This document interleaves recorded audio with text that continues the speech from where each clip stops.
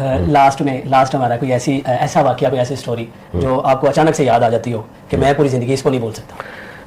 اوہو ہے, لیکن چھپا میں بتانے کی ہے.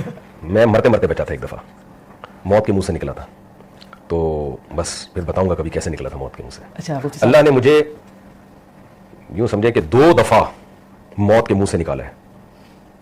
یعنی ایک ایکسیڈنٹ ہوا تھا, 2 ایکسیڈنٹ ہوئے تھے میرے ساتھ. اس میں اگر میں کسی کو بتاؤں نا کہ یہ ایکسیڈنٹ ہوا تھا, کار ایکسیڈنٹ تھا ایک, تو میں اگر بتاؤں نا ایسے ہوا تھا اور میں بچ گیا, تو وہ شاید کہے گا مفتی صاحب کہانیاں سنانے والے بابے بن گئے ہیں. ٹھیک ہے, اس لیے میں یہ واقعات سناتا نہیں ہوں. لیکن وہ 2 واقعات ایسے ہیں میرے ساتھ جو ایکسیڈنٹ ہوا تھا, اور جس طرح ہوا اس کے بعد کوئی امپاسبل ہے کہ کوئی بچ جائے, تو میں بچ گیا تھا.